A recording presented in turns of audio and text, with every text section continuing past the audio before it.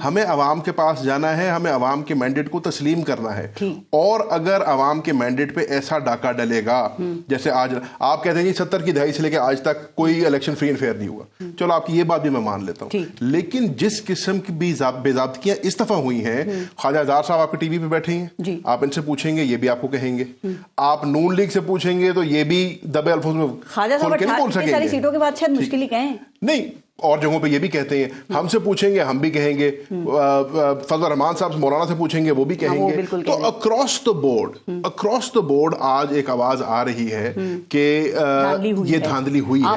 अच्छा अब मजेदार बात, मैं ब्लेम गेम में तो जा ही नहीं रहा हूं कि वो ये कहते थे मैं ये कहता हूं हम ये कहते हैं, मैं ये कह रहा हूं कि अब अगर हमने इस मुल्क को आगे लेके जाना है तो इन बातों से हमें बाहर निकलना पड़ेगा। ये अभी भी 18 के तजर्बों की बातें कर रहे हैं, पिछली बातें कर रहे हैं, हकीकत होनी चाहिए, दूध का दूध होना चाहिए, पानी का पानी होना चाहिए।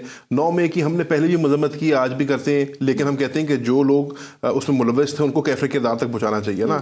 हाल तो ये है, बदकिस्मती हमारी ये है, आज 10-11 माह गुजर जाने के बाद भी आज भी लोग नामजद हो रहे हैं पर्चों के अंदर, तो ये नहीं होना चाहिए। वही वाली बात है कि दोरा म्यार नहीं चल सकता।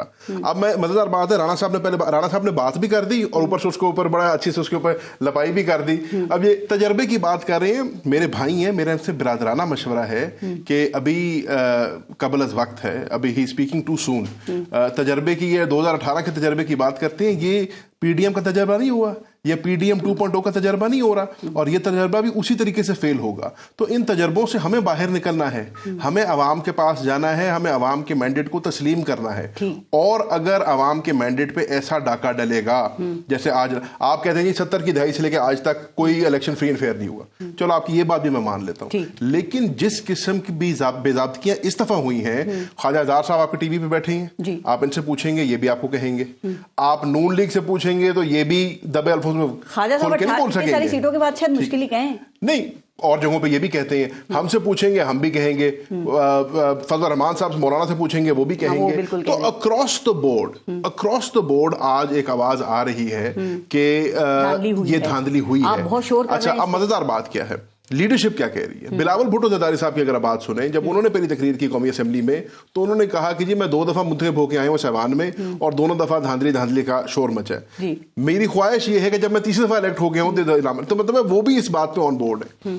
मैंडेट का हाल ये है कि जो मौजूदा मैंडेट है, हम ये बात तस्लीम करते, हम तो कहते हैं ना, हम अभी अपने मौक़िफ़ पे कायम है कि हमारा मैंडेट चुराया गया, हमारी 80 से ज़्यादा सीटें हमें नहीं मिली, लेकिन जो अभी भी आपको मैंडेट मिला है, एग्जिस्टिंग मैंडेट, वो इतना स्प्लिट मैंडेट है कि पीपल्स पार्टी को सिंध में हुकूमत मिल गई, एक सूबा सबको मिल गया, हाँ, एक सूबा सबको, नून लीग को वफाक में, और यहाँ पे मिल गई हमें। कि अब राणा साहब बात कर रहे थे कि जी परफॉर्मेंस होनी चाहिए, मैं इनकी बात से 100% एग्री करता हूँ। हर सूबे में हर पार्टी को परफॉर्म करना चाहिए और अपनी परफॉर्मेंस से बात करनी चाहिए, लेकिन फिर परफॉर्म करने का मौका भी दिया जाए ना।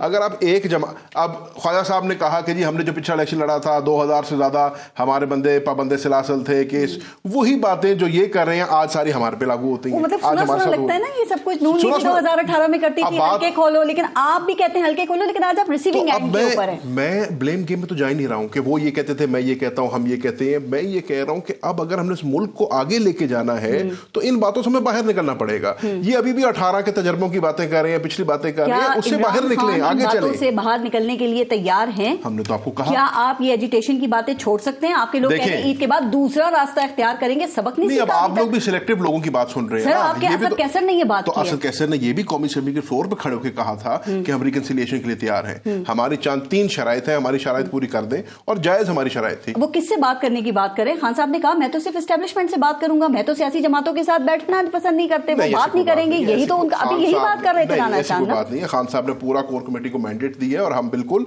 अगर हमारी ये शराइत पूरी होती है, हम हर किस्म की रिकंसिलिएशन में बैठने को तैयार हैं।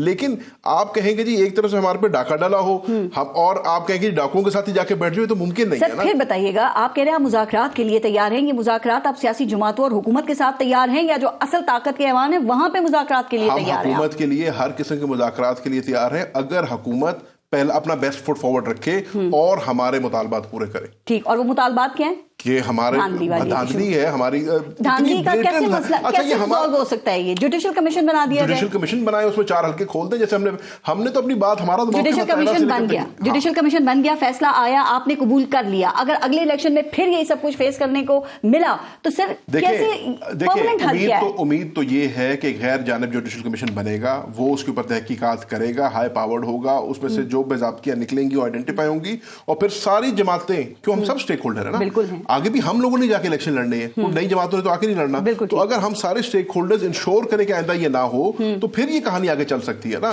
अगर हम इसी ब्लेम गेम में लगे रहेंगे तो कहानी आगे कहीं नहीं जाएगी। जुडिशियल कमीशन है जो आप कहते हैं कि इस वक्त में बनना चाहिए, क्योंकि जो रिकाउंटिंग हो रही है ना जैन कुरैशी साहब, वहां पे तो जो नून लीग के हारे हुए लोग हैं वो जीत रहे हैं। तो अब यही देख लेना, उनके फैसले भी हो रहे हैं, उनके फैसले भी हो रहे हैं, उनके हक में फैसले भी आ रहे हैं, और हमारी अभी तक जो है हमारी तरक्की भी नहीं लग रही। क्या ख्याल है कि रिकाउंटिंग में भी कोई धांधली तो नहीं हो रही?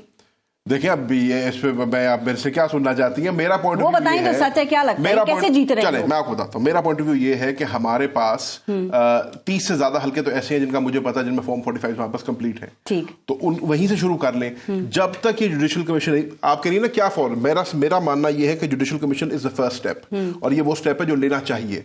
इस जुडिशियल कमीशन के आगे हर कोई अपने सबूत पेश करे, और जुडिशियल कमीशन उन शवायद के ऊपर बेस, फॉर्म 45 पे बेस अपना फैसला सुनाए, फिर वहां से आगे चलेंगे ना। अब आपने और मैंने आज बैठ के तो सारे फैसले नहीं कर लेने, बट इसकी इब्तिदा यहां से जुडिशियल कमीशन से होती है, और ये होना चाहिए।